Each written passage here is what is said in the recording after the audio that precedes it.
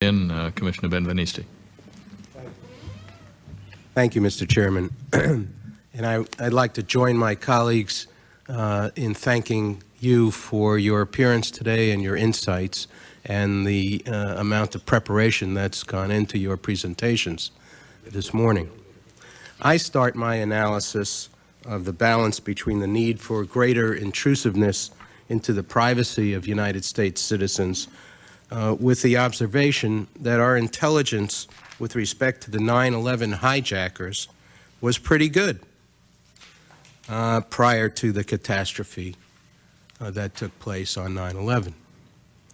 Where our law enforcement and intelligence community failed was in utilizing the information that was available in a way that could have interrupted the plot.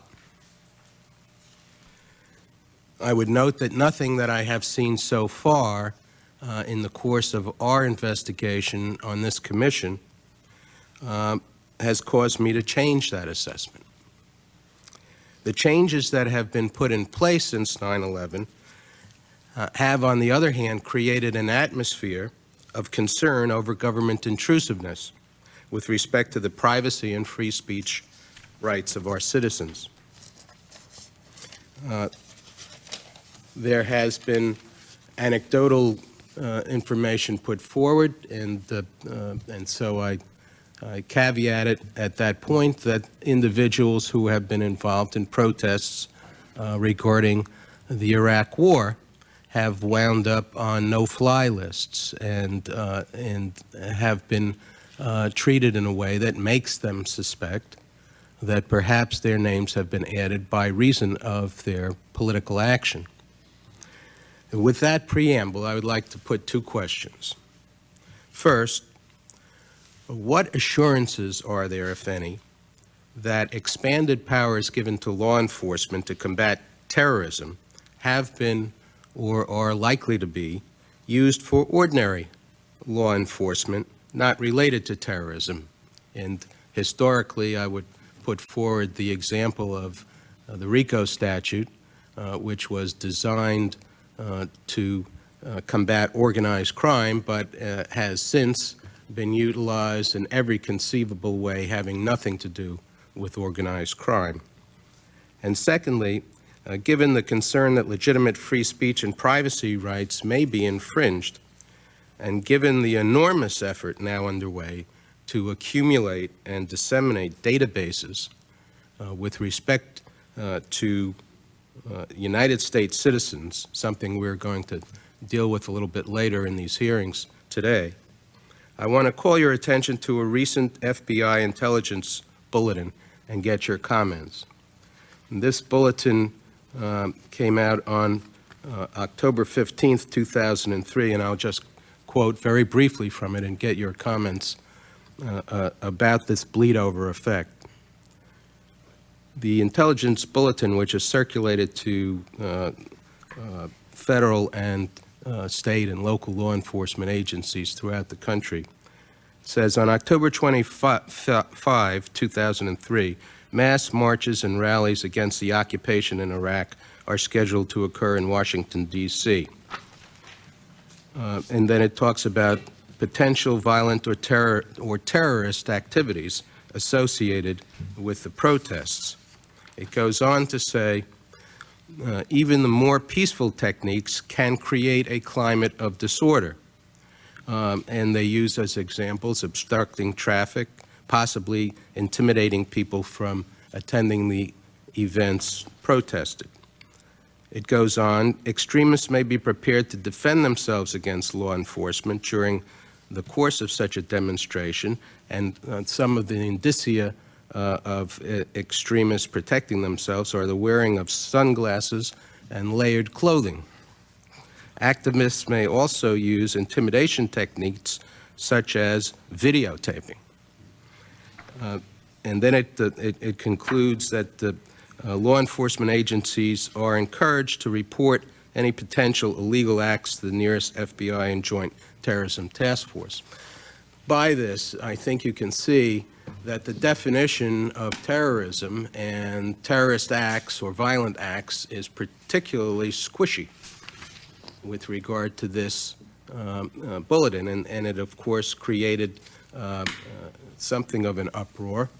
And so my question with respect to that is, are we overreacting? Is there the potential for creating a climate in this country that is so counterproductive to our ideals that we ought to look at it mid-course and make some suggestions regarding correcting it? Professor, why don't you take the first crack at those? I've had the consistent opportunity to get in the last word criticizing, so it's only fair. First of all, first question was, what assurances do we have that the expanded powers won't be used for unrelated purposes? We have no assurances, and quite to the contrary, the Justice Department acknowledges that it has used these powers for unrelated purposes, particularly the Justice Department document USA Patriot Act Myth versus Reality, which I believe is September '03.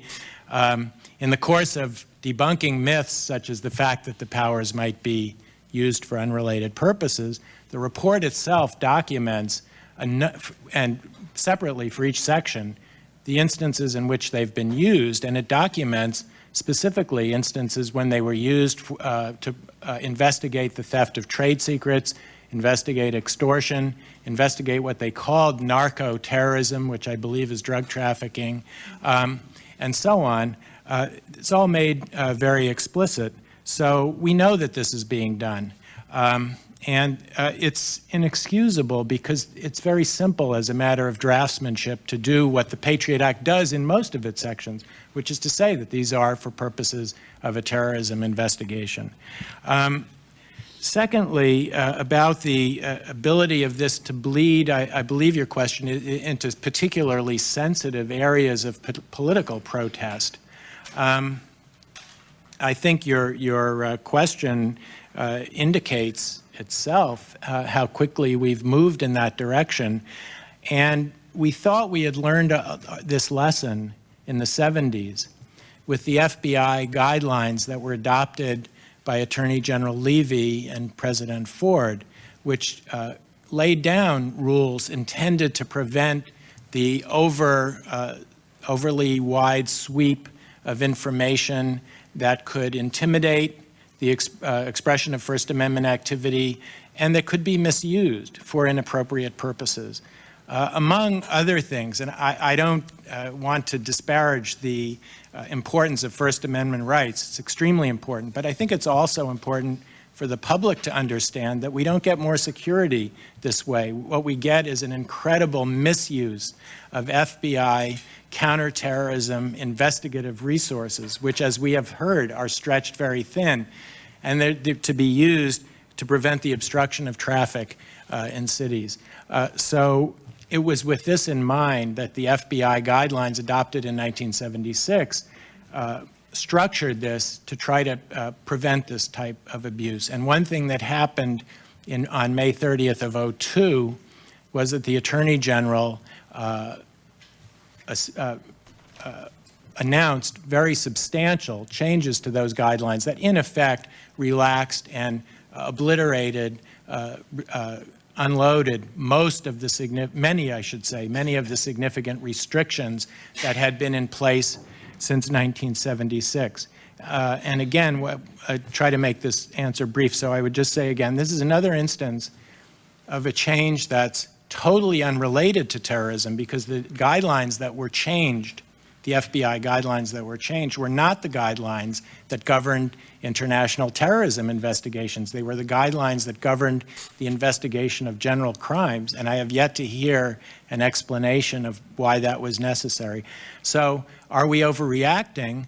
I think it's demonstrable and not debatable that we have overreacted in ways that not only damage our liberty unnecessarily, but they are counterproductive, and they foster mistrust and a sense of oppressive surveillance, and they foster alienation in the very communities whose help we need if we're going to win this fight.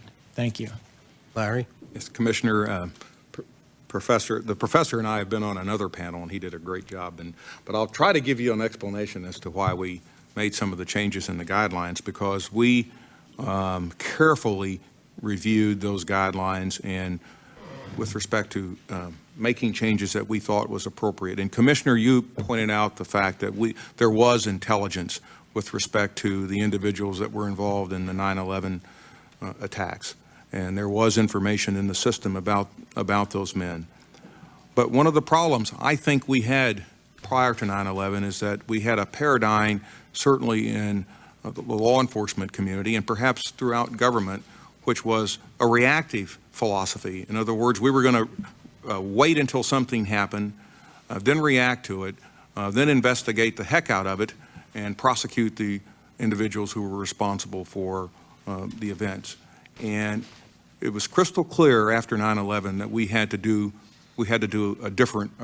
undertake a different approach, and we had to focus on prevention, and we had to be proactive, and we had to undertake measures that were designed to detect and prevent terrorism at the very beginning.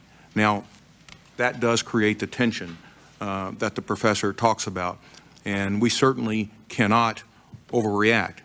But we do need to develop a situation in which our law enforcement officials can undertake activities, especially activities that are open to the public, that are designed to detect instances of terrorist activity. I do not know what the underlying intelligence was as it related to why the FBI authored that memo. I have not reviewed it. But we have to be careful. I agree with you. We have to be careful. But on the other hand, we have to be ever vigilant in terms of doing what we can to be proactive. The one thing that the Attorney General and I, though, were very concerned about when we reviewed the guidelines was to make crystal clear that while you could undertake activities of a public nature that were designed to detect terrorist activity, you could not undertake activities that were designed to interfere with our citizens' constitutional rights that were protected by the Constitution or other laws. And that's a fine line, and it's a judgment, but law enforcement officials make judgments every day. So I would just respond to the memo, and that is, I think it's important that we have to continue this new paradigm of prevention and disruption, and we have to be proactive with respect to what we're doing. But we cannot interfere with activities that are protected by What are you protecting against, and what are the disruptions? In that memo, it doesn't appear to me to be related to the kind of terrorism that we're concerned with. But Sir, I would agree with your comment, except that I don't know the underlying intelligence that led to that memo and perhaps some of the unfortunate words that were used in that memo. Just one follow-up to your answer, Mr. Thompson, and that is with respect to the changes that have been put in place post 9/11, which is, after all, the central focus of what we're involved with in this commission. Other than clarifying rights under FISA, which the FISA court incidentally said was unnecessary, but other than that, can you point to any particular aspect of what has been changed since 9/11 in our laws that would have directly impacted on the interruption of the 9/11 plot? Other than the clarification of FISA, which the FISA court said was simply a misreading by those who were applying FISA of the terms of FISA. But Commissioner, that misreading had been in place when I got to the Department of Justice, and it was certainly the way we were doing business in the Department of Justice. That's why I say, putting that aside, is there anything else that has been enacted since 9/11 that, in your view, would have likely resulted in the interruption of the plot? Enacted is a narrow word, but I would say this, that if we had in place, system-wide, government-wide, a paradigm that we were going to do everything that we can to prevent and disrupt terrorist activity, that we were going to share information. Perhaps that paradigm, given what we now know that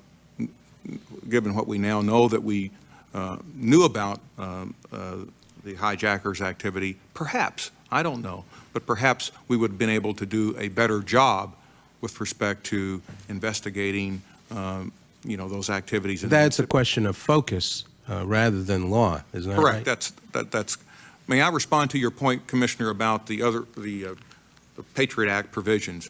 Many of those provisions are general criminal law provisions, and I think it would be difficult, but more importantly, I think it would be inappropriate for the Department of Justice and federal prosecutors to limit those provisions that are in Title 18 that are designed to go after crime to any particular kind of criminal activity. And if a statute applies to general criminal activity that may be terrorism, but it may be bank fraud, it may be money laundering, I think you should use that statute to its fullest extent to go after that particular Well, thank you. And I'll leave with the observation that some who were skeptical about how the Patriot Act was passed and the time that it took to pass it and what was included in it have suggested that many of the provisions were essentially on the shelf on the wish list of law enforcement. I see you smiling. Prior to the catastrophe of 9/11, and as you have said, have not been restricted to use only to combat terrorism. Thank you, Mr.